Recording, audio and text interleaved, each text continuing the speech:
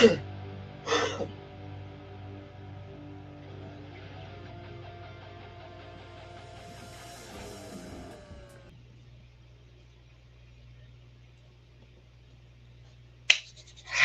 howdy, howdy. Welcome back to SciTrek, your sci-fi TV and movie channel. Jay, how we doing? I'm doing good, baby. How you doing? I'm somehow awake. I might have thrown a barbecue yesterday, so I'm not the most awake human being in the world, but we're kicking. We're moving and grooving. I'm feeling the same, but for a very old man reason, because I had my grandson last night, and he ran me ragged. So while you were out gallivanting with the ladies at a barbecue, I was running around after a 2-year-old child, telling him to put things down and stop trying to stick his tongue in the fucking plug socket. Very different, but I'm exhausted thanks to it. So toddlers do that. My 2-year-old niece threw my back out last year, and that's my old man story for the day. That was not fun. Yeah, he throws my back out every time we have him. I don't like that. I don't want to ever do that again. Nope. That's why you get into your 40s, so it happens often. Yeah. I haven't this entire year. I haven't been in the gym the same way just because I'm like I don't want to do that again. If a 20-pound small child can do that, well, what can actual weights do? You know. But I've talked about when I first did my back in, haven't I? I must have done. Yeah. No, that was spooky. It was the most stupid thing. I'm going to pick up an incredibly light box. I'm back. God, it was a nightmare. But anyway, we don't have to talk about old man. This isn't the old man show. No. Yeah. It is. He started. All he says is no. That's all he says. Like, I'll show you no. But I don't. Throw the toddler, kiss the babies, throw the babies. It's all the same thing. Yeah. Trying to teach at school. Yeah, no, I wouldn't. I actually wanted to be a teacher until I had one. I had a child, and then I was just like, I couldn't do this with 30. I'd be on the news. I'd be like being dragged away in handcuffs, screaming, "I'm glad I did it, and I'll do it again," sort of thing. I'd lose my nut and like go on a killing spree. It'd be terrible. And in Britain, going on a killing spree in a school is news. I mean, I know in America it's sort of like another one, but over here that would make the news. So I mean, it's and it's harder work because we haven't got any assault rifles. I do, but not that. You have to arm babies. They talk about child armies, especially watching Falling Skies for the first time after the Colin Cunningham interview and like getting into Falling Skies. There's children armies. We need toddler armies next. It's the natural evolution of things. So, mate, like halfway through that sentence, just sort of thought, I am having a laugh and a joke about going on a killing spree in a school. Jesus God, I'm saying this in public. People can hear me. It's the Star Wars scene where Anakin kills all the younglings, but the younglings have the lightsabers, and Anakin doesn't have one this time. It's yeah. No, I would just have a stick. It did escalate very quickly. You do have cricket bats. We got cricket bat. A cricket bat with like nails put through it, like that guy in I know he did it with a it's The Walking Dead, but British one, yeah. And then I'd apologize to everybody. I'm so sorry I did that. I was like, I just murdered 3 of your children. I'm so sorry. Zombie head just like to the side of it just falls off. Yeah, just a very British school. We wouldn't have school killings in Britain. It's too much hard work. We'd be like, oh man, I'd have to clean up afterwards, and just making blood get everywhere. I can't be bothered. So couldn't be bothered with it. All right. Well, we don't necessarily have like a whole bunch of topics to talk about today. We do have the SG1 I have one thing to talk about, but shall we? I do really like who put it in there. We were just looking at it half a second ago. Was it Monk? No, it was Tony. This I like this. We'll talk about that in a little bit. But first, I couldn't read that. We'll talk about it in a second. Yeah, go on then. Okay. I thought we might do your little announcement right quick. That might be a fun thing to do. Mm-hmm. See what's going on. I don't know. I'm still in barbecue jam mode. Yeah. I'm still not fully asleep, not awake yet. I'm just kind of there. A little bit drunk? No, I don't think so. Maybe. Okay. Right. But anyway, yes. My announcement or what you've been doing this week? Oh, you first, because we'll just talk about all the other stuff. Okay. Well, as you regular SciTrekkers know, I've not been doing many videos of late. For a couple of different reasons, not been 100% well, working too damn hard, blah blah blah. But after a long conversation with my wife, she's agreed that I'm going to start doing videos again. So I'm afraid you are going to have to put up with me again. I'm going to start doing SciTrek the Daily Show.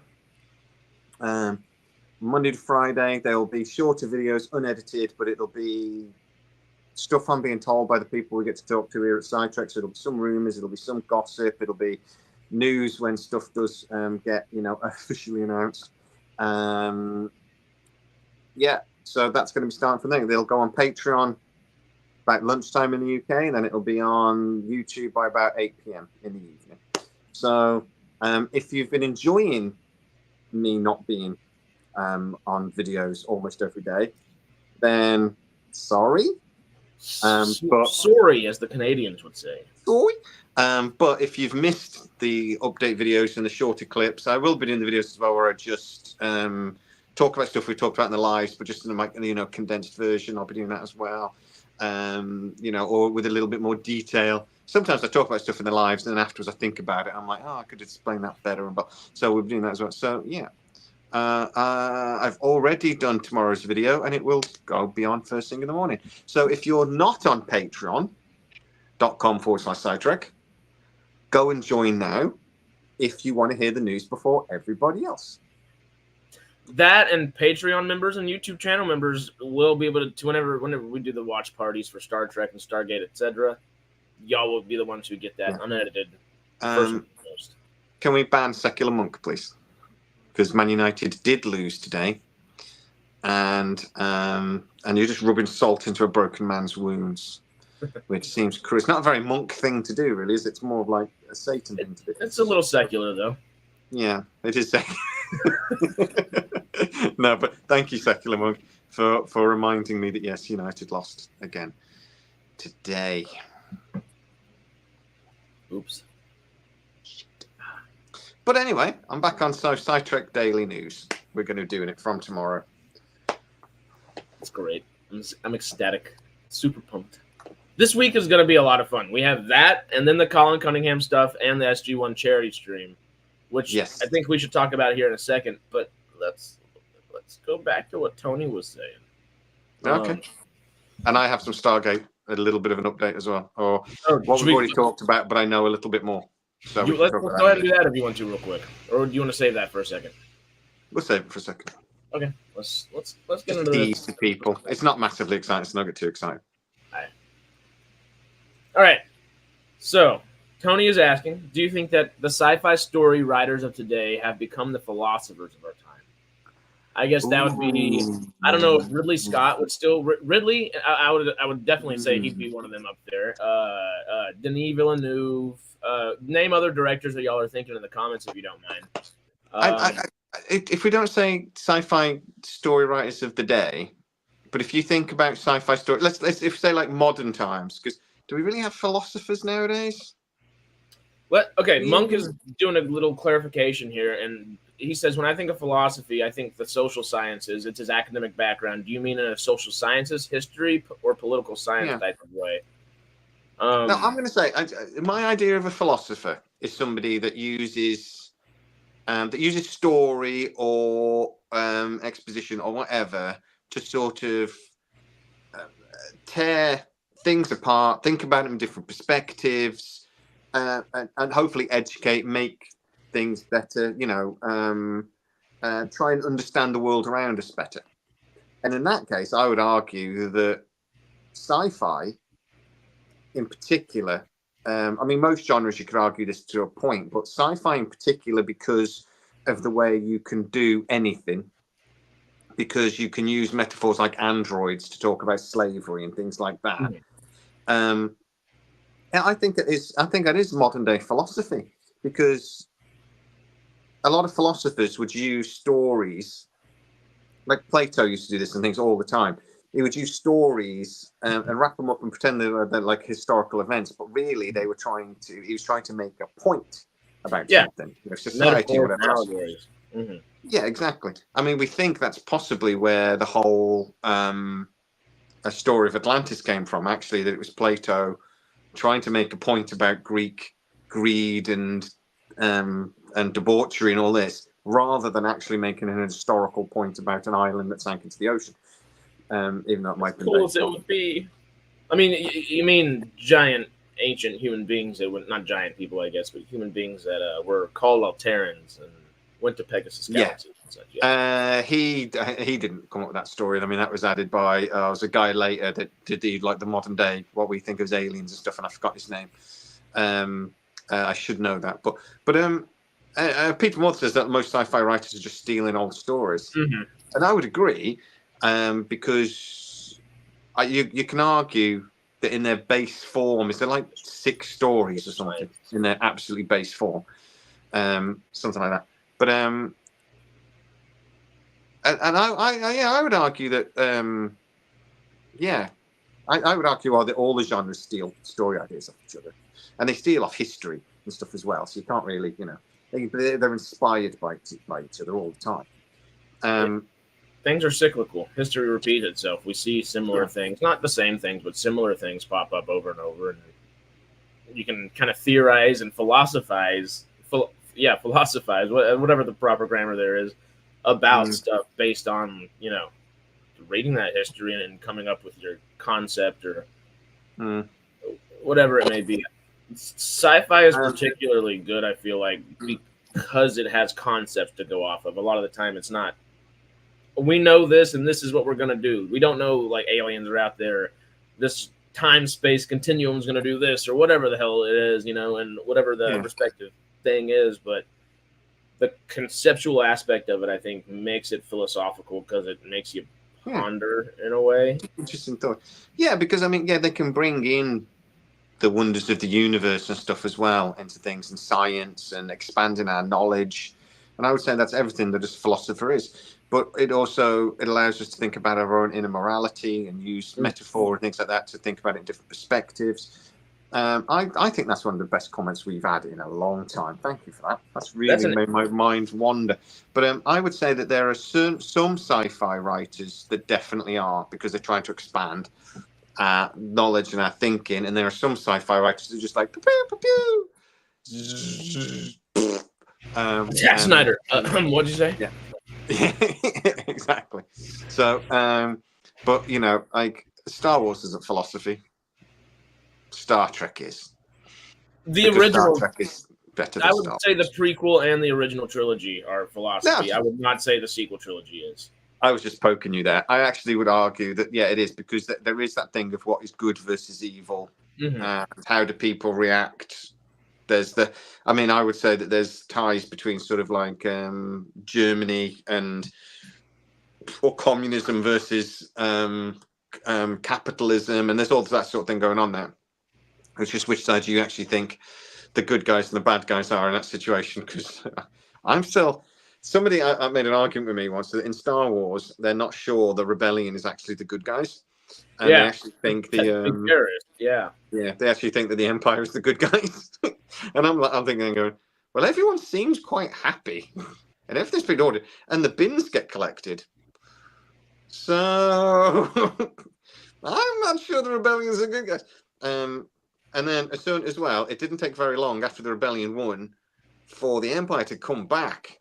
So I'm like, I'm not sure the people actually really wanted this rebellion thing. But anyway, but yeah, I would argue that... point of view. I'm curious. How often have we said, though, when sci-fi is at its best, it's got layers to it, and it makes you think, and it makes you, see things differently. That's when sci-fi is at its best. And I know Coke mentioned a minute ago about Doctor Who. I'm pretty sure that's what Russell T Davies is trying to do. But by trying to talk about a subject that he's obviously very passionate about with a sledgehammer, I actually think he's making it worse, or making the problem worse, because he's given ammunition. This is very political now, and I'm sorry, but he's given ammunition to the people that scream woke at things. because of the way he's trying to do it in a very heavy-handed way. Well, yeah. And Star Trek was never heavy-handed. It was sometimes it was in your face. It was, you know, like even back in the 60s, the black and white face character in the one episode of the original series of Star Trek. It was basically that, yeah, the guy was black and white, and the one guy was black on the wrong side, basically, and white on the wrong side. And he then had to like escape, and it was all about, you know, it was a very, it wasn't a subtle poke at politics and political very on the nose. Race. Yeah, very. But it was still done in a way that actually, if you were just watching as a kid, you wouldn't have twigged that at all. Nobody's watching Doctor Who and going, I wonder what he's trying to say. That's just not. So I still would argue that's not great the way would it's the done. simple way of, I guess, saying it almost be he's trying too hard? Like, I guess. Yeah. It's trying to make too. It's a sledgehammer effect rather than trying to be a philosopher instead of where I guess philosophy is. I mean, everybody is trying to be a philosopher in their own way when they're trying to, I guess, figure out something. But that's the difference. Is it's an inquiry into a concept or an idea or a thought or something that. What if the world were like this, or you know, some not necessarily futuristic but progressive idea typically, and that's what you try out, and it's a try out, and then. Try it out and then weld it into and meld it into what the, I guess, social hierarchy of what's going on is versus sledgehammer it in there as hard as you can, like drive that nail in. Yeah. It just feels like, particularly with the Tennant episodes, he had an agenda going into it. And how many times we said in this channel, it's a sci-fi should have an agenda as a writer. You should be able to put your beliefs on the page. But because all writers do that, regardless of genre, regardless of sci-fi, whatever, you know. So yeah, but you put your beliefs on the page. But you know, write what you know. They always say, don't they? Mm-hmm. But if you go into it going, I'm going to make a point with this. I think Ghostbusters, when the women did the Ghostbusters movie, had the same problem, that they went into it going, we're going to make a point. Mm-hmm. And I'm like, that's not a good idea. When you're consciously sort of going, we're gonna cause some shit here, and we're gonna stir some stuff up, and I'm like, okay, well, you're going to annoy people then, and that's not the way to do it. You almost want people to learn and not realize that they've done it. Mm-hmm. I was going to say something very political and that would got me in trouble, so I'm glad I bit my lip. I stopped myself. But that's when sci-fi is at its best, when you sort of go, and somebody will talk to you after and go, oh my God, what do you think about this, about that episode? You go, oh my God, I didn't realize. Yeah, that's a really good point. Somebody said to me first time, androids and robots, androids in particular, in sci-fi is generally assimilate to slavery. That's how it started.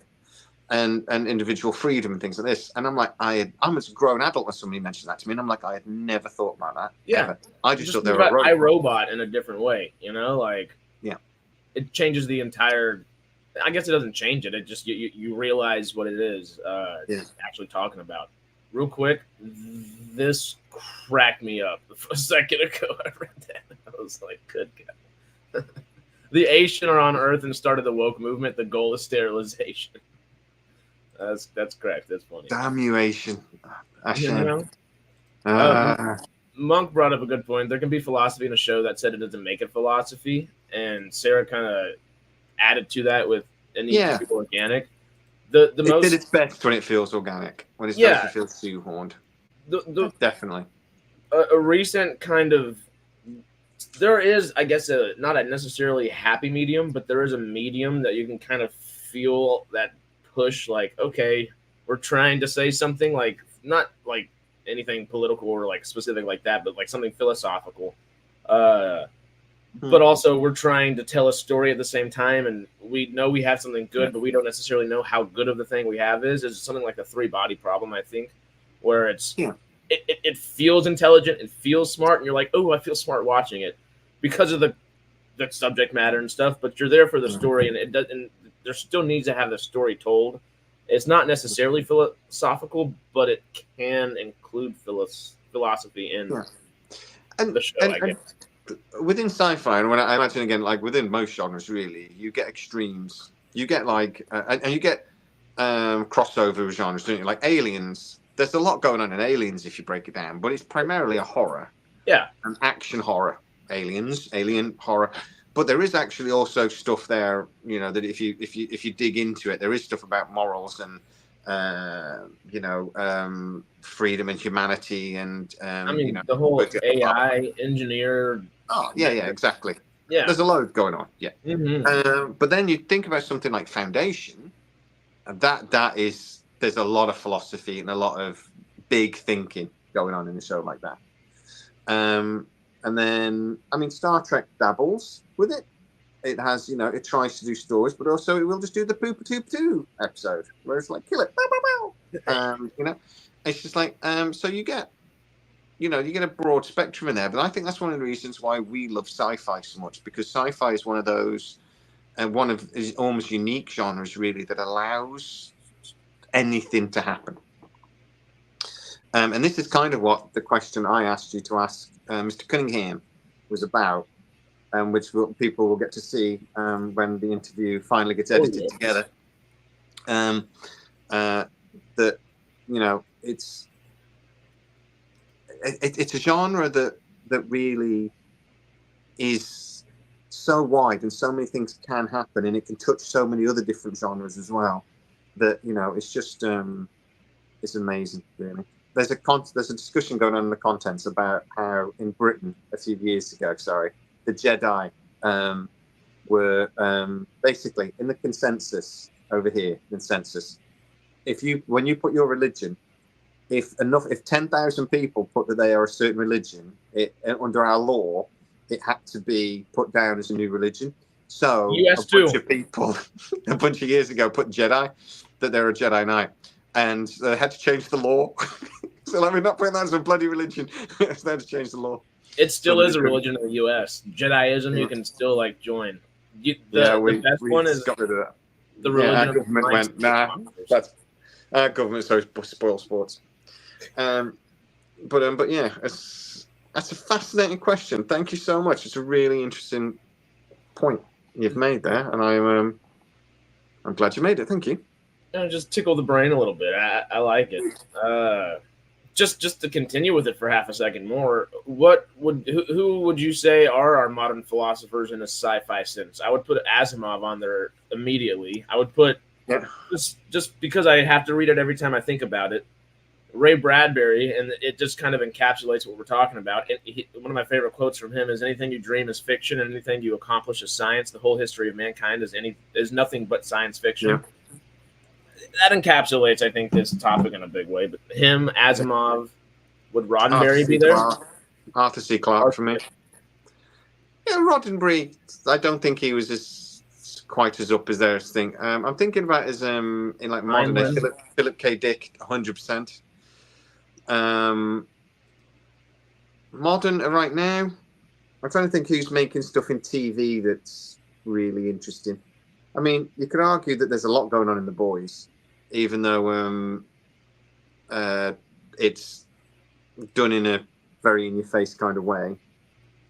What TV shows are really interesting at the moment? I mean, I would say that Ronald D. Moore, he did some really interesting things for Battlestar Galactica that thought about lots of different. There's a lot that I've got stuff going on about like freedom and humanity and stuff going on in there, and spiritualism and God, and Douglas Adams definitely. So yeah, I'm not sure about like who's right now. Actually, the guy that wrote the Foundation, but I don't really know. Well, that's Isaac Asimov. I say Corey, actually, the guys that wrote The Expanse. Yes, and that they're very, very good writers. Mm-hmm. Daniel Abrahams and Ty Frank, they do some interesting stuff. I haven't read their new book yet, but I will as soon as I get a chance, because again, that's exploring a lot of areas of freedom and science and things that and the scientific impact on humanity from reading the blurb on it, sort of thing. So I'm fascinated to read that when I get a chance. I'm not familiar with Harry Harrison. No, I don't know Harry Harrison. Stainless Steel Rat. And the Death World trilogy. Oh, I know the Death World trilogy. I don't know. I know of them. I don't think I've read them. But... I did when I was a kid. I used to read loads when I was a kid. I used to just like smash through all these novels, and then when I became an adult, I just stopped. I think having kids was possibly what slowed me down a little bit. I just don't have any time anymore. And then I found YouTube. Well, I might want to do some book stuff come the new year. I'm thinking about it. We've got some fun little people that want to talk to us and do some booky kind of things, which could be fun. But I'm keeping options open always.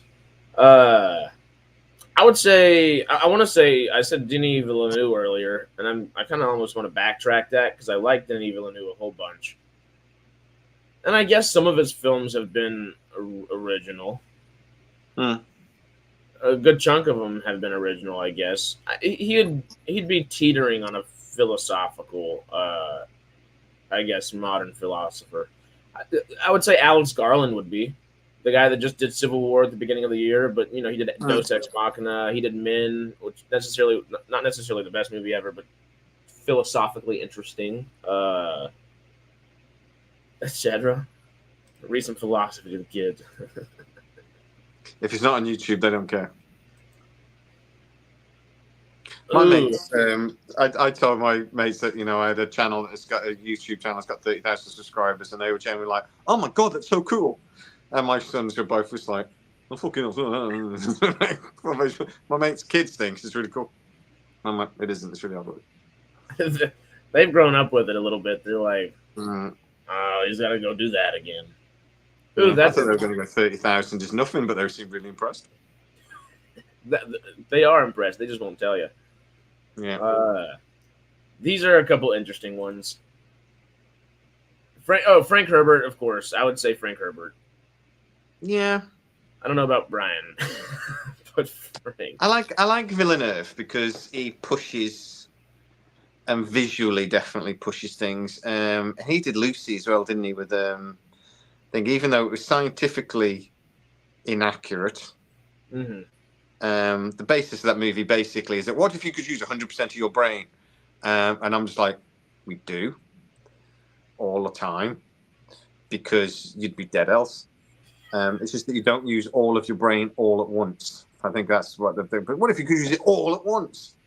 It would be really confused because different parts of your brain do different things. So it's like, but what if you could access 100% of its capability? That's maybe what they're trying to do. But that's not how they pronounce it in the book, but in the film. But it was a film that was maybe trying to be a little bit more philosophical towards the end than it needed to be. And that's Luc Besson. It was Luc Besson. You're right. Why am I mixing up Villeneuve and Luc Besson? What did Villeneuve do before June? He did Arrival. He did. Arrival is excellent. There's two other very important ones before Arrival. Who did because Luc Besson did fucking The Fifth Element as well. I'm such an idiot. Blade Runner 2049 and Cindy, Sicario, Sicario, yeah. I hated Blade 2049. And Prisoners, that's right. Yeah. And Enemy, that's right too. The way I'm mixing him up is because I think it's just because he sounds French. Well, they are both French, aren't they? So that's what I'm doing. Villeneuve would be much younger than Luc Besson, actually, wouldn't he? Must be. Who did Starship Troopers? Who directed Starship Troopers? That's a little philosophical in its own funny way. And RoboCop. Who was that? That's another French-sounding name, wasn't it? Paul Verhoeven, that's right. Who? Paul Verhoeven. Verhoeven. I think that's who I was thinking about when I thought about Villeneuve, to be honest. It's been a long day. But yeah, you remember it's dark here in the UK. It's nighttime. Nighttime. Yeah, Villeneuve is from Quebec, which is kind of French. Same thing. Same thing. This one was interesting. In technicality, he kind of is. I mean, we don't necessarily want to give him that, but technicality-ish. And it's not a good film. It's not an excellent piece of science fiction, in my opinion. I've never read the book, though. Do you mean the book is because it is based on a book, wasn't it, Battlefield Earth? I've only watched the movie. The movie is awful. Yeah, L. Ron Hubbard is the one that wrote that, the Scientologist. Yeah. Well, yeah, he wrote. He was a science fiction writer that then somehow managed to spawn a religion. That there's a cult, really. You really want to get into it. They We believe could some crazy start shit. our own cult religion here. I've been arguing for a cult for years. I've wanted a cult, but I only want it for like somebody to do my housework. And if anybody is still knocking around from when I was doing a Mystery Machine series years ago, I very regularly called. Yeah, we'll do that. I very regularly called for a cult. I just wanted to turn up in white robes and do my housework for me, praise me, and then fuck off. That was my plan for a cult, but nobody signed up. Can we make the robes green? And I'm down. Yeah. I like green. Surprise. Yeah. But yeah, Scientology is definitely a cult. I remember like Ron B. Hubbard doesn't necessarily like. I don't know how much he did actually create what is now Scientology. There's another guy who's credited with that, and I've forgotten his name. Kind of took it and ran with it or something. They used him, and they started calling him like he was like he's a what's it called? Jesus was one like a prophet. Like a prophet, yeah. They're saying he's a prophet. He wasn't. No. But Denis Villeneuve is a sci-fi prophet. Yeah. And then who do we kick for calling Jay a cult? Mike, right, you little sneaky bug. It took me a second, that. I've been called worse. Oh, I don't know about D.B. Weiss and David Benioff philosophically in that sense. They're decent writers, but better whenever they have source material to go off of. So I don't think they would be philosophers because they almost necessitate source material before. The original stuff is not as good necessarily. Yeah. David Lynch, definitely. No, he might be a philosopher in his own way, but like a film philosopher and maybe a philosopher on life. I don't know. I wouldn't necessarily say in the science fiction sense. Visually very interesting, David Lynch. Visually very interesting. Yeah. He explored some very dark subjects. But yeah. You get a lot of visionary directors, though, don't you, that think... I mean, you could argue... oh, God, I've literally been thinking about him today. He did Tenet. So I'm so bad with names, guys. I'm so sorry. You should know this by now, though, really. Been watching the channel for more than 5 minutes. Tenet, the Batman series. Help me out here. Oh, Christopher Nolan. Christopher Nolan. Christopher Nolan is a visionary like that, but I don't know if he's a philosopher. I think he's just... I mean, you could argue he's not that particularly interested in a filmmaker because I'm not a big fan, but J. Michael Straczynski. What about J. Michael Straczynski? Are we calling him a philosopher and a visionary? Something. No, I'm not going to be mean about him just because he's mean about me, because he's one of my heroes. That's why it upset me so much when he was mean to me. And it was not my fault. It was 100% like shoot the messenger. It's not my fault, mate. But J. Michael Straczynski, I would say he is, because, I mean, you look at Babylon 5, and he's done loads of other stuff other than Babylon 5. But you look at Babylon 5, it explored, spiritualism. You know, I mean, if Babylon 5 was made again now, 100% people would shout woke at it. It explored so many, but it did it way subtler, did it way more interesting, in a way better way than a lot of, than maybe Doctor Who stuff now. But yeah, he's a very thoughtful, very passionate guy, J. Michael Straczynski, which is why he called me a bad word, because he's a passionate guy, and I'm just going to go with that. Hey, Alex Proyas is also somebody that I would probably put in the Alex Garland kind of range of things. Yeah. Tim saying Margaret just said let it go. Sorry, Peter just said let it go. That was me being really let it go. Surely that was me being really like, this guy's one of my heroes. That's why it upset me so much. Well, yeah, 100%. What is that Blomkamp after District 9? I feel like I don't know if Blomkamp's a philosopher himself, but he is a student of philosophy, and you can tell if that's caveat I can include there. Yeah. Yeah. But also, Nolan's not a one-trick pony. That dude is literally possibly the most technical filmmaker since Stanley Kubrick in a lot of ways.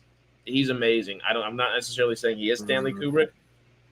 I don't think he's a philosopher by any means, but he's a visionary in the filmmaking sense. You're not going to agree with my Interstellar. My first Stargate Daily Show video. Give us Christopher Nolan. I don't call him a visionary. I might make a response. Yeah, please do. But yeah, I think he's done some great movies, but I think he's done some films that I would watch once and never watch again. That's understandable as well.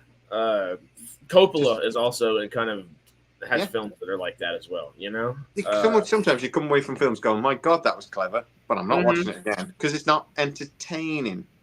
Yeah, the epitome of an example for that is Spielberg's Schindler's List. It's like, okay, that was amazing. I don't want to ever watch it again if I didn't have to. Too long, it's too drawn out, and it's quite impactful, and it's not entertaining. You don't come away from it going, "Oh my God, that was amazing! Let's do that again." It's like you don't do that. You're introspective. There's a lot of films like that. It does its job. You're introspective, but it is depressing. Yeah. But Nolan for me is just a bit. I wish he'd lean a little bit more into the entertaining. The first Batman movie was more entertaining. As he was given more and more freedom, those films became more and more technically impressive, but more drawn out, more. And by the third film, you're thinking this really should be like 45 minutes shorter than this. It didn't have the impact of the first one from an entertainment point of view. But that's because as Christopher Nolan was given more freedom. Which happens so often when directors would do a film that does well. They're given more freedom by the studio, and they tend to do something that's a bit more. I would. Once again, my Nolan thoughts are a little different. I actually prefer both of them over Batman Begins, even Dark Knight Rises. I like Batman Begins, but you can feel the studio versus the other stuff is just it's the second one is the perfect. Is the perfect mix. Is the perfect mix of Nolan, but still having the pace and the interest. By the third film, it's the pace is, for me anyway, it's just slowed down a little bit too much, and it becomes a little bit more difficult to watch. And that's kind of because he's overcomplicating it sometimes. Yeah. I'm not a Nolan hater by any stretch of the imagination. But other than Tenet and Interstellar, and then I am a bit. I do enjoy Tenet a little bit, not as much as some folk, but I do enjoy it. Okay, we got three more right here that I do like as well. Michael Crichton. I don't know if he's a philosopher, but he teeters on. I don't know. Jurassic Park can be pretty philosophical, or it could be argued that it is. A couple of other of his books, maybe. What about? I would definitely say the Wachowskis. They are philosophers in a lot of ways. I guess. V for Vendetta, 100% is, and you could argue Matrix is as well, but they're also visually very capable, and they understand the vision. The visual side of storytelling in a movie is just as important as what you're actually trying to say. So they've made some movies that aren't 100% or not necessarily hits either. Looking at Eddie Redmayne and what the hell was that called again? Whatever that one was. But V for Vendetta and Matrix are the epitome of philosophical films. The first Matrix definitely. It's like that might be one of the most That might be the most philosophical film of our lifetimes in both directions. I don't know. It's just that good in that many ways. James Cameron. He didn't write Terminator, did he? No, he didn't write Terminator. He got Terminator. He wrote. Oh God, I'm gonna mix these up now. He wrote the first one, Jupiter Ascending. That's right. He wrote he wrote T2. He didn't write the third, or he hasn't wrote any of them since. But then he wrote the. Did he write or just produce the newest one, Genesis? Oh, I think he might have done some confusing to be honest, but he's writing all the Avatar movies, isn't he? I think. I believe he has writers for that. Let me jump to IMDb real fast. He co-wrote with J. Michael Straczynski actually a new version of Forbidden Planet that's sat on a shelf somewhere over at Warner Brothers. Because they don't own the rights to it, so they can't do it anyway. But or not without MGM's agreement anyway. But the story behind that actually is quite interesting because JMS and Michael and James Cameron co-wrote this thing. Warner Brothers had an agreement with MGM that they were going to be able to do it, and then MGM got bought out by Amazon, and Amazon went, yeah, that's not happening. So now technically neither of them own. So Amazon desperately wanted to do a Forbidden Planet remake and can't because they need Warner Brothers to agree. And Warner Brothers, they're going, yeah, but we've got a script, we'd like to do that. And Amazon are like, no, we don't want to do that. So it's just stuck in this legal quagmire. The same thing with there's plans to reboot Buck Rogers. Same thing. Ooh. Nobody 100% owns the copyright, so they can't agree how to do it. Can we get a Shia LaBeouf meme and just do the just do it kind of thing, you know? Do it. Well, the same thing happened for Ringworld, the Ringworld series, and it just says it's just sat in a limbo because nobody can quite figure out who owns. Nobody clearly owns the IP. So the problem comes that whoever decides to do it is going to put themselves at risk of a massive legal battle. So you're sort of stuck in actually a legal limbo because you're just like, well, we can't make it because you might get sued and have to give all the money away. Or worse, make a movie that costs $100 million and not be allowed to release it. Yeah. Or we go to court first, but then they might appeal, and that's what's going on with Buck Rogers. Is they're just going back together and forwards in court. I don't know where it's at the moment now, but at the time, because there's a difference between the comics and the TV, and there's a comics, a novella, and the TV series, and technically all three are owned by different bodies. So the novella and the comics were very different. So but the TV series was kind of based on both. And the novella, he's not even called Buck Rogers. He's called something else. But anyway, it's Rogers Buck, Rogers, Buck. You know, they just changed it. Yeah, exactly. That's exactly what happened. Completely different story as well in the novella. But anyway, yeah, that it's just. What can you do? You can't do anything. I mean, it's a win-lose-lose scenario. Then the only win would be making enough money that you can pay off the legal troubles. Yeah. But also, that's not necessarily a full win because then someone's going to take the profits from the movie out because you made it without their consent, et cetera, et cetera. So it's not a win-win-lose. But whatever. But then you get like grey areas, like what we're talking about with Stargate. Remember when the director who did the original movie, whose no name is I'm doing really well with names this evening. Emmerich recently said, I was going to do the movies, but it's too complicated. There's too many people own it. It's not true. But what he was talking about was if I want to do a TV film or something, it's complicated because too many people own the IP. They don't. MGM own the IP.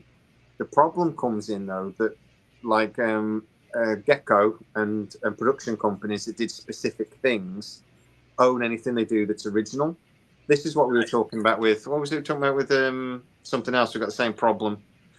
Star Trek is the same problem, that Star Trek is owned by Paramount. Secret Hideout. But Secret Hideout, anything they originally do, technically they kind of own. And it's fine because most of the time studios just agree. They just sort of, because this happens all the time. So normally they just work together and they agree. But just every so often, you know, they'll go like, oh, let's do that. and we'll let you do this, and they negotiate a bit, or they'll cut them a bit of a thing, or they'll go, okay, well, we'll do this, and how about you do some of the CGI forces? You know what I mean? There's always a deal that can be done, and they just agree with each other. Mm-hmm. Or somebody we chucked a couple of quid. It is a consultancy, which is why you see. I said before there's a lot of the time you'll see when there's a new Stargate, Brad Wright will be offered a consultancy thing or something, just to make all the IP stuff a bit easier, you know. And that's how these things work normally. But every so often somebody will just go, no, I'm not doing it. And that's when it just kicks off. Legal battles kick off, and it doesn't happen that often, but it happens enough. But yeah, it's complicated as hell, IP law and copyright infringement. Really complicated. And then you've got to also, but it's quite hard to actually win an illegal battle because Elon Musk is in trouble at the moment because actually you mentioned about Villeneuve and Blade Runner. Alcon, the guys that actually did The Expanse, are suing Elon Musk at the moment because Elon Musk asked them if they could use imagery from 2049 in one of their advertisement things. Alcon have a political disagreement with Elon Musk and said that we don't really want you to use our images. So he just did his own AI generated one that looks an awful lot like the poster from 2049. Looks very similar. But Elon Musk is saying, no, it's just an orange background with a city with a bloke in a trench coat. It's not the same. And actually, legal experts are saying that's very difficult. Even though you put them side by side, you're like, that looks very similar. And even though Elon Musk and SpaceX asked for permission and were denied and did it anyway, they're saying, but it's not exactly the same. So a lot of the time, it's a bit of a toss up when these things go to court, whether it's ever actually whose favour it's going to go in. Sometimes it just depends on the judge's opinion, which is just, it's complicated shit. I wouldn't want to work in these areas. It's so complicated. Contract law. It's the weird dichotomy with AI right now, where contract law is almost obsolete because it's so easy to make a contract and a good contract because there's so many good contracts to go off of. You just give it the parameters you need, and you got a freaking contract. At that point, you just pay a couple bucks instead of a lot of bucks to a lawyer to just double check it real quick and say, all right, that's good, And there's also the dichotomy comes in with the complexity of it where, okay, now someone has to read all this and go through it and actually understand it and not get themselves screwed over or screw somebody else over accidentally when you're not trying to, or purposefully, and word something in a certain way, whatever it may be. It's funky. The next couple of years are gonna be interesting, seeing how either simplified everything starts becoming, or if it just increases in, I guess, that complexity, for lack of a better word. But the one example I always think about that there aren't any original stories anymore. But somebody said to me, "Oh my God, J.K. Rowling and Harry Potter was such an original story. Nobody, so original." And I'm just like, no. When I was a kid, there was a TV show and a series of books called The Worst Witch, and it's basically the same, except there was no Voldemort in The Worst Witch. There was probably some sort of villain, but it was a kid's story. And I'm like, it's a bit similar. There's a girl who's a rubbish witch, and she goes to magic school. I'm like, well, it's like, there's always inspired by, and I think a lot of the time they just agree not to sue each other. Our beloved Stargate, there are a lot of episodes that you're looking at going, this is an awful lot like that sci-fi movie I watched last year, or this is an awful lot like that Star Trek episode. So they kind of agree to look. It's inspired by, it's an homage to. It's like please don't sue us, and they agree not to sue. But you take the concept that introduced and play with it elsewhere. Yeah. Who would have thought one question would lead down this rabbit hole? Do you want to hear the Stargate little bit of update I've had before I have to call it a day? Because Let's do that then. So, it is about the Sony deal again. So I've had it's just really an update. I had heard that there was an agreement in principle between Sony and Amazon for projects that Sony were going to take on and they were going to produce out of Culver City. I've had a completely separate source come to us and said that their understanding is that there is an agreement in principle, and that actually Stargate is on that list of projects that Sony are going to take on, and it will be part of a. The way they've told me is their understanding is that it's a collaboration. So when the movie series, whatever comes out, it'll be Sony MGM Productions, sort of like in thing, but it's going to be produced by Sony. So they're going to be doing all the filming, all the thing, a bit like The Boys, really, where they do the production, and it's the one company does the writing and somebody else does, but Sony are going to be run it, but it's not going to be a license agreement. So Sony aren't renting it off it; they're making it for Amazon, and that seems to be across the board. To be honest, with a couple of other projects, including Bond and things like this. Would that also be for like just a current example? Would that be like Spider-Man Noir right now, in a way? Yeah, that kind of thing. Okay. Yeah. So it'll be done at Sony Studios. So that seems to be the thing. And what seems to be holding it up is simply that they want to announce it all at the same time. So they're not going to announce anything until everything is agreed. But I was saying to them about Mark Ferguson, Hawk Ostby leaving God of War, and this is pure speculation. We don't know this for certain, but this person that again knows about these sorts of things sort of said it sounds to him like, remembering that both projects would be Sony, that we were the ones that thought to sort of drop first, but actually then Jen, our friend Jenny Salke, sort of added to it and sort of said that Mark Fergus was interested in doing Stargate and that he'd been tapped up to do the thing. And then Jenny Salke actually added to that. Not Jenny Salke. Jenny Stiven. I don't talk to Jennifer Salke. Jenny Stiven, our friend over at Dial the Gate and Gate World, sort of added These sources really got good.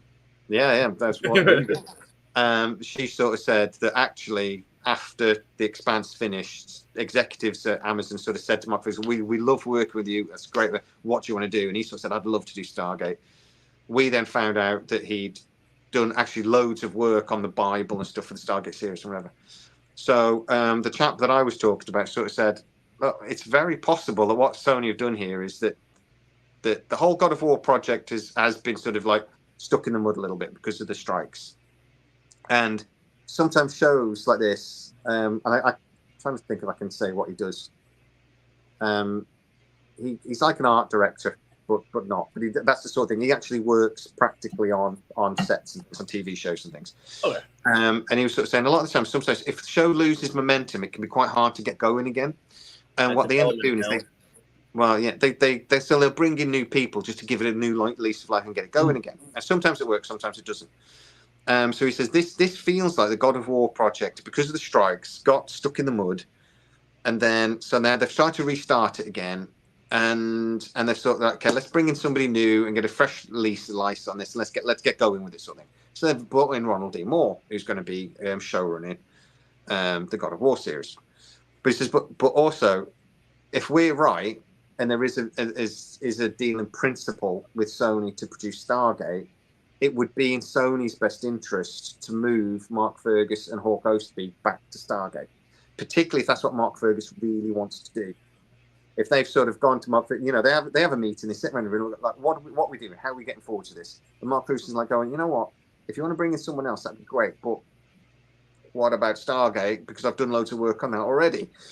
So it's not really a big update on what we've been told. It's really just a confirmation coming from a completely different source again, that not only they're hearing similar things about this Sony Amazon sort of like multiple deal, he's heard it a little bit differently to what I've heard it from others. In that I've heard a couple of other people have told me that it is actually like a multi-movie collaboration deal. He's sort of saying that no, it's sort of like a deal for Amazon to sort of use Sony to produce its things, and Sony will do the work, but Amazon will still be sort of like still own the IP and what have you. Yeah, they're not renting anything out, which is what I was told before. So but I'm thinking that the negotiation might be going on. I was also told expect them to talk about really big things, and when it actually comes out, it'll be more condensed. It'll be more.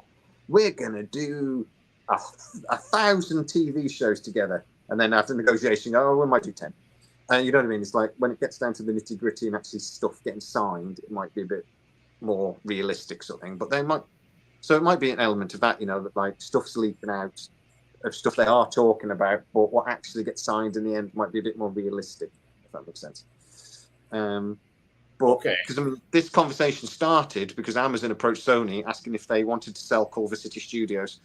And that's apparently how this conversation started. And so, because Sony had just sold the animation section of the studio to the Hackman Group, which, as we know, is part owned by, or one of the major investors in the Hackman Group is Amazon. So, I think Amazon was sort of like, "Do you want to sell the rest?" Like, and Sony were like, "No, no, thank you." But that's how the conversation apparently started, like 2 years ago. So it's not streaming, but the deal almost sounds similar to the way Hulu was structured for a long time, with Comcast, Disney kind of back and forth with one another, and then maybe one day we'll sell out, but right now we're working together and doing this for the time being, and they did for. I think Sony's still too big to, but I mean, we thought that about Fox, though. To be fair. So, I mean, it could be that one day Sony is bought out, and then Sony may just get out. I mean, Sony is not the company it was 20 years ago. It was a giant 20 years ago with loads of, it's like Apple is now sort of thing 20 years ago. It's not that now. But it's still a massive company. But, they've just done the Venom movie, and again, it's not done as well as they'd hoped. No. They're hoping to create a Venom multiverse or whatever it's going to be, and with Morbius and Madam Web. With all sorts. Yeah, and it's I don't know. Well, this is the whole third movie is setting up a new. They're trying to basically bring in their own Thanos. Yeah, that's what they were saying. Null is going to end up being Thanos in their world, but yeah, I think there's a capital IF right there. Yeah. Or, but yeah, that's my update on that. So I just thought it was interesting. I'd let you guys know that obviously it's come from a different person. So I mean, but they did put the caveat on this though, as well as Sony are notoriously difficult to negotiate with. So do not be shocked if this ends up coming down to very little, because they're a nightmare apparently to negotiate with. So we'll see. Well, at least Amazon already has that ongoing and prior relationship with them to make that a little easier. They know how to work with them, so that's good. Their offices are literally 4 minutes apart. Their world headquarters are 4 minutes apart. I googled it. You can walk from Sony headquarters to Amazon Pictures headquarters in 4 minutes. They're eating lunch together. They're hanging out. Yeah. I saw Venom, the new Venom, The Last Dance movie yesterday before we head off. Somebody in the thing said it's crap. We won't do spoilers because not everyone's seen it yet. It's not doing as well as Carnage at the box office. And Carnage was crap. We can do spoilers on that, right? Yeah. Carnage to me felt like a film that the editor was drunk during editing, and it's just like randomly bits just been cut out of it. And the best example I've got is there's this really funny scene where Venom walks into the church and goes, "Oh my God, it's a red one! I'm out of here!" and tries to run off. And he's like, "I'm funny." They never explain that joke. Why is Venom scared of a red symbiote? Don't explain it. He looks scary. They feel like there was a line or something cut out from earlier in the movie that explained that joke. But maybe a few. Yeah. But it's jerky and not well made. And the first one, even though it was much better than the other two, it's still the same. It's not a bad film. It's a film that you come away thinking that should have been better. Oh yeah. It's okay, but it should have been better. The Last Dance has no end. Is the main problem with it. It just sort of goes, and ends. And like, oh, okay, that's done. There's no big grand finale. It's just bye. So I think that's literally it. But the effects are fine. Venom's funny. There's some good bits in it. There's some good action. That sounds about right. I have not been a fan of any of the Venoms. Like like you said, they're just not good movies. To me, they feel like the I guess the best part of them, the thing that they have going for them, and not necessarily in like a good way either, is they feel student filmy in a way. They feel like a very high budget, very high produced student film. That is okay at best. I agree, Sarah. Yeah, that's you come with him going, that was okay. Well, because Tom Hardy's performance is actually really solid. It's a super solid performance, but it's almost. I have to admit, Tom Hardy's performance in Last Dance does feel like a bit like he phoned it in. And I've seen interviews talking about, particularly after the first Venom, he was going, this was an awesome film, and they've cut it to shreds to make it a fucking 12A, or whatever it was. And well, I love Michelle Williams, and she does not help or save the first or second Venom by any means. And no. Wizard of Ooze, good frickin' callbacks there. Those are very good. Okay. I know I need to get out of here as well because at noon, Dial the Gate. Cool. I will be on Dial the Gate. There's special trivia with Tom and Keith, Colonel Harry Mayborn himself. Yeah.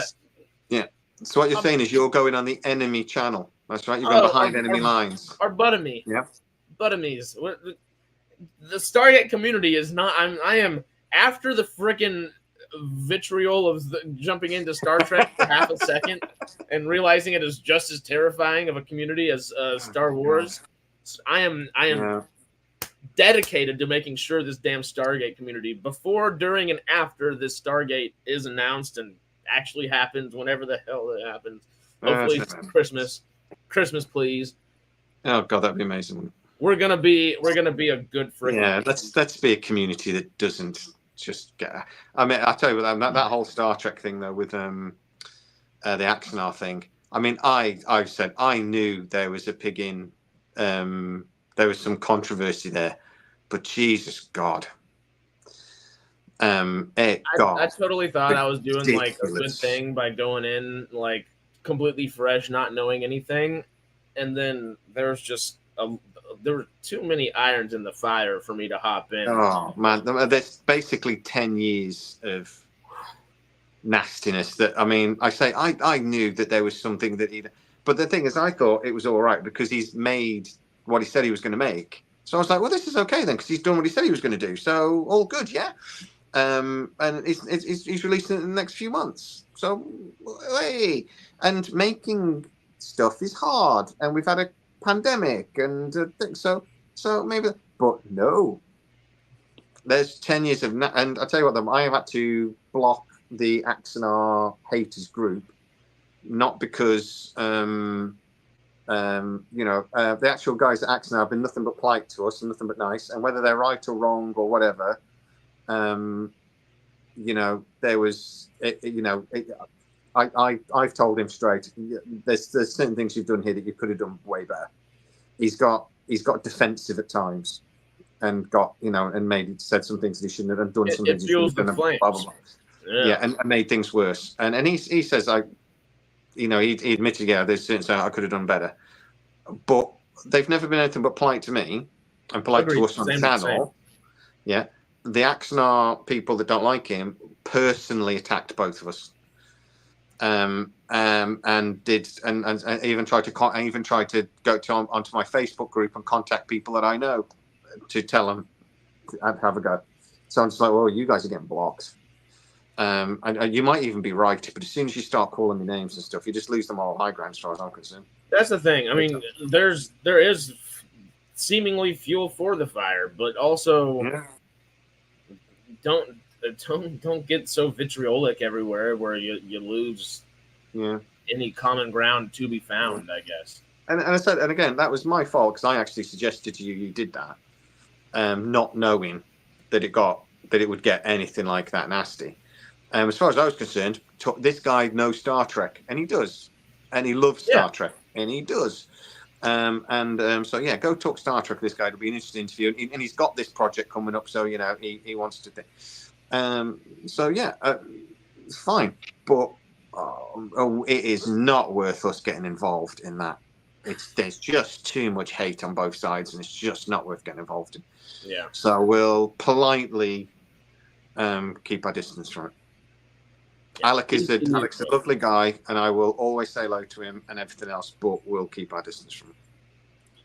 Not worth it. Social media has destroyed everything. And yes, it's brought a lot of the world together, and it's done some amazing things. It has done the total opposite as well. Okay, but before we jump out of here, because I know we're a couple minutes after the hour, and I know I got to get out of here as well. While y'all are here, we're going to say SG1, we're doing our charity stream this coming Wednesday. We are watching somewhere between 17 and 23 hours of television. I haven't calculated. It's in that general range. That's a lot. We're going to do it all in one hit. We're going to do it all in one hit. Actually, YouTube might not let us, so we might have to do 2 hits of it. It'll let you do it, but it won't be available for everyone to watch. It stops at about 11 hours or something.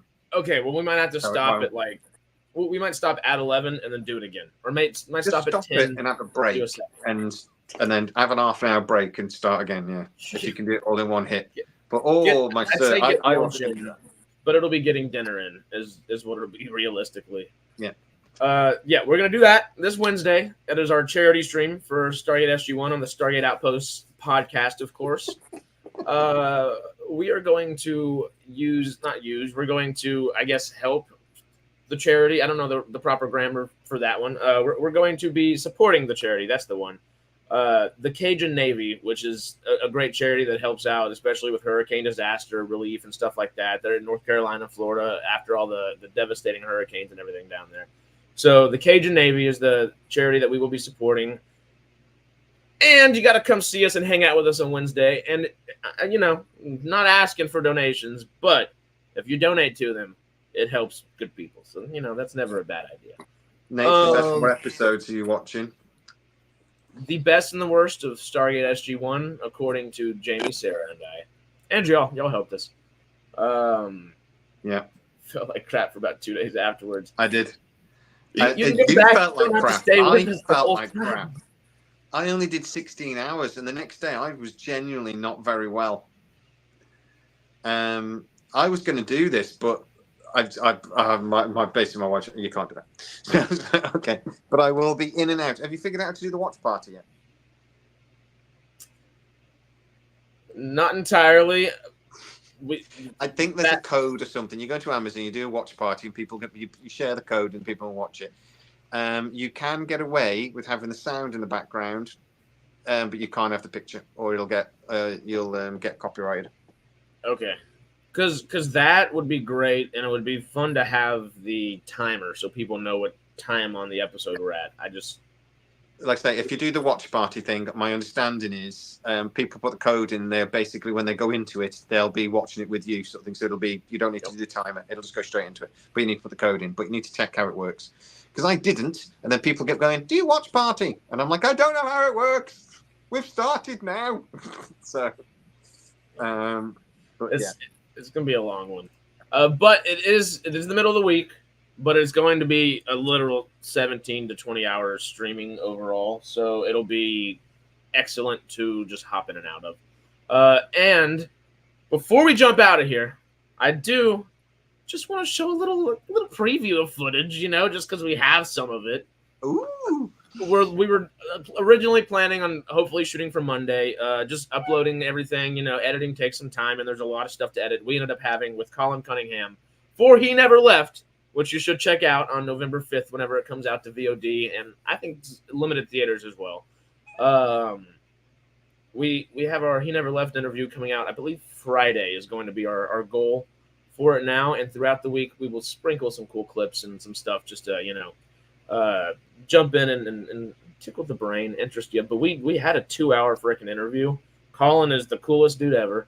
A lot of fun talking to. It is going to be a very interesting interview in a lot of ways. It's going to be fun. We get into some ranting about some Hollywood stuff, so that's fun.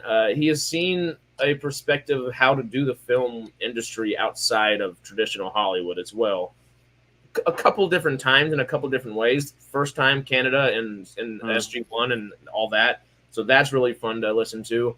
And now he's almost doing the same by moving to Utah, getting hooked up with Kevin Costner and all that. So that's just like a little snippet of some of the stuff we're talking about.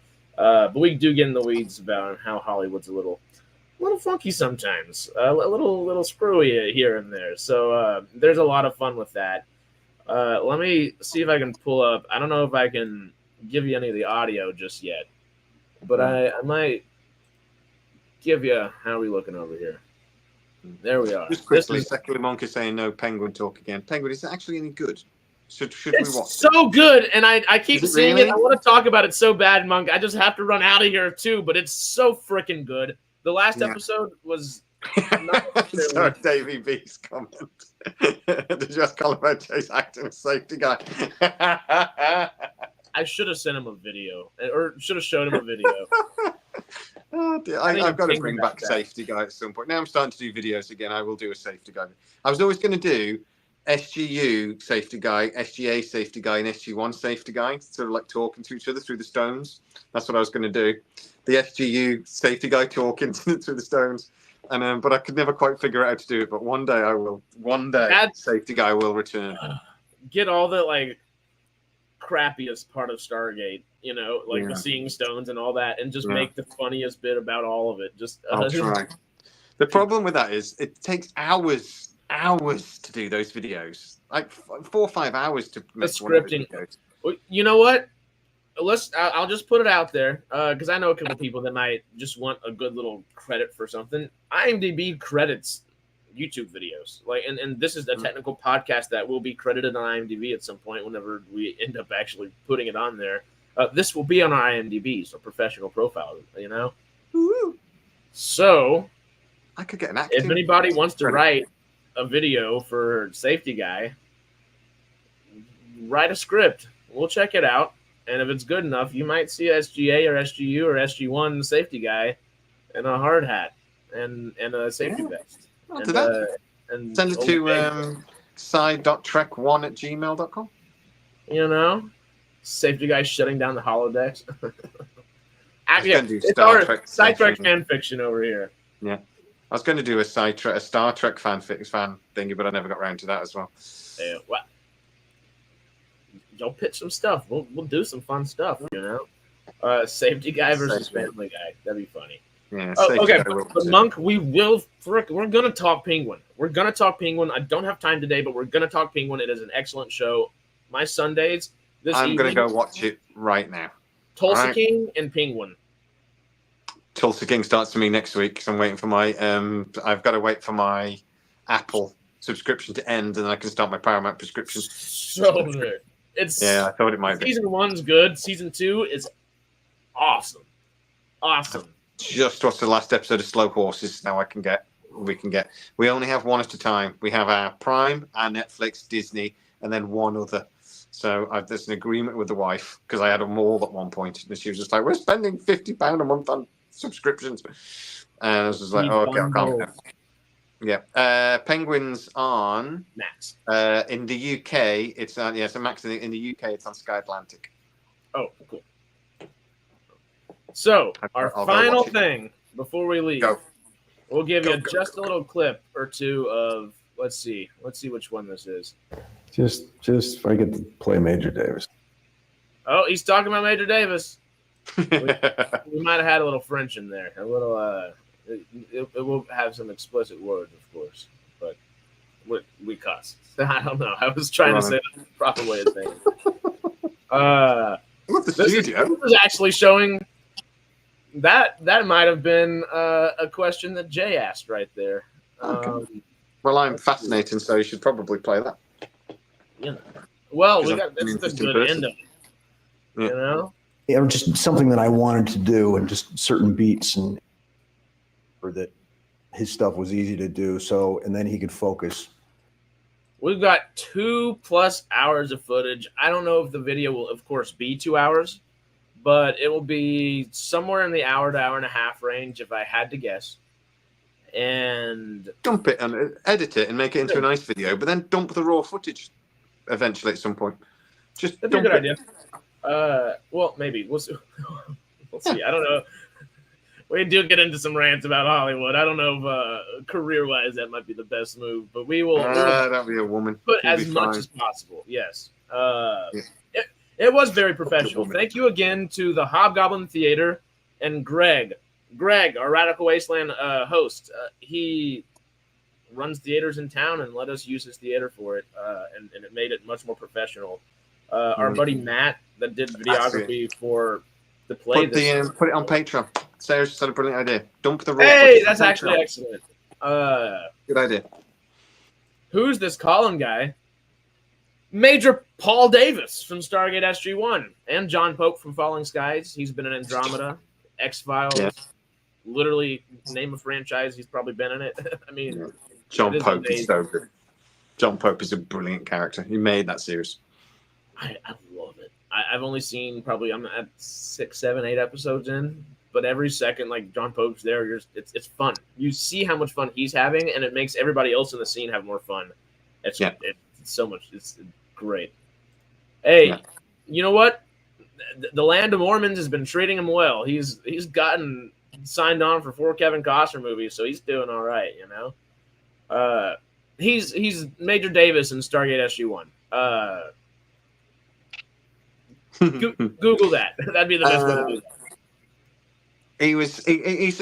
He's a relatively on-off character in SG1, there wasn't he? He appeared, and you always thought he was a dodgy character, and then but he ended up doing about 20 episodes of Stargate in the end. 15 total, one less than Cliff Simon Ball. I kind of made that point, was like, you know what, you aren't necessarily you're not a series regular or anything. You're not here 4 or 5 times a season.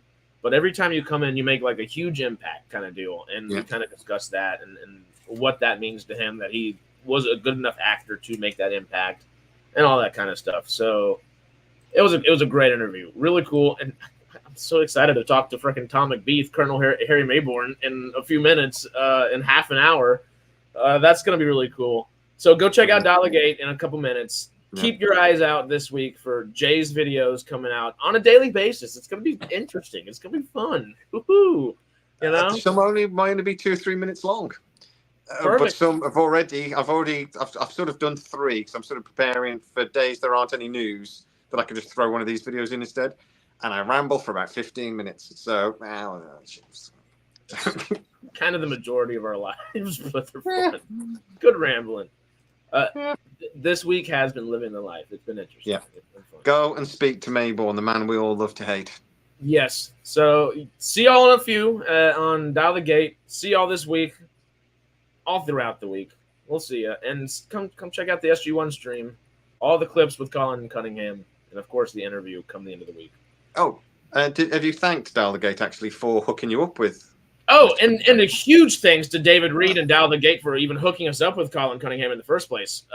We got to hang out over LA Comic Con. I got to hang out, I guess, with Ginny, Steven, and David all weekend at LA Comic Con, and it was a blast. And David said, "Hey, we're hanging out. We're making the Stargate community as good as possible. We're heralding in something that's not freaking Star Wars or Star Trek with that community. So we're going to do something good." And he tossed Colin Cunningham our way, and now I have a Stargate actor's cell phone number in my cell phone, and I'm a happy camper. You should probably put that in the comments so everyone can say hello to Connor. Oh, yeah. To Cunningham. Yeah. I would do that now in a minute. Just throw it on the thing so everyone can WhatsApp him. Put his Telegram down there, you know? Yeah, don't know that. Mate, brilliant. No, go have fun. It's going to be a good week. We got a lot of fun stuff coming to y'all. Keep your eyes out. We love y'all. We appreciate y'all. Oh, real quick, speed round before we head out. What have we watched this week? Just what have we watched this week, and we're out of here. Venom. That's it?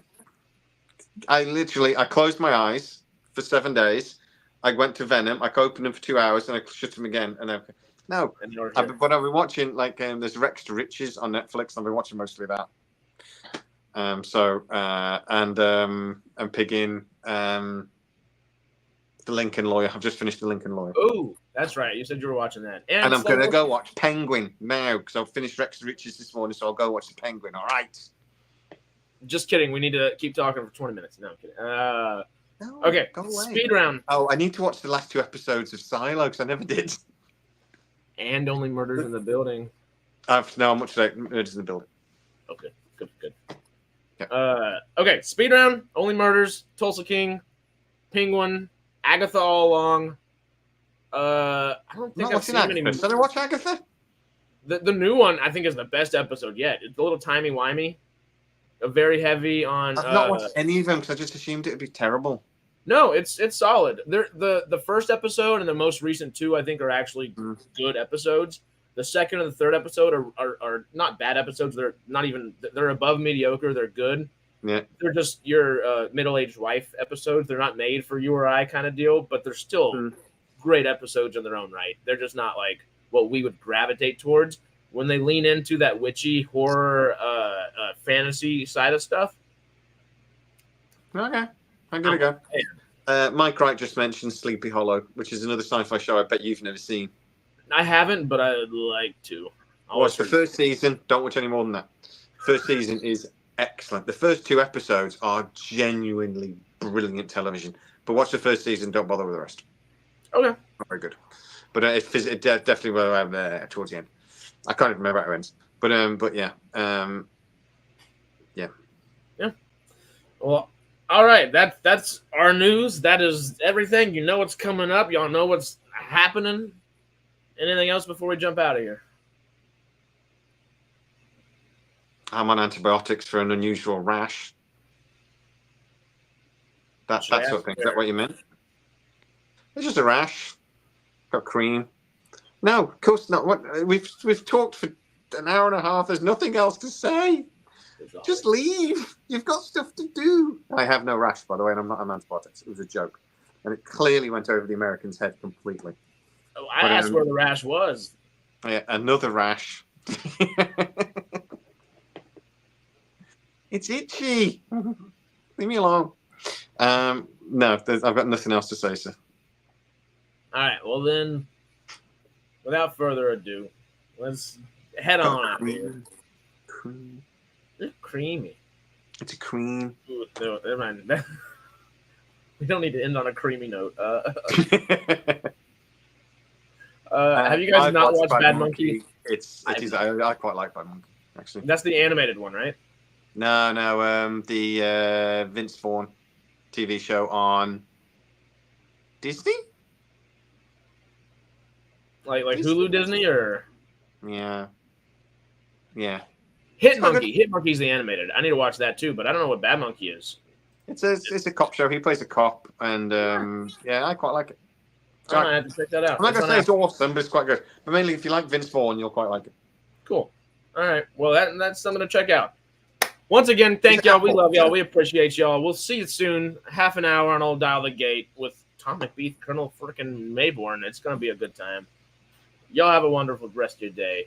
And see you in a few. Cheers. Bye.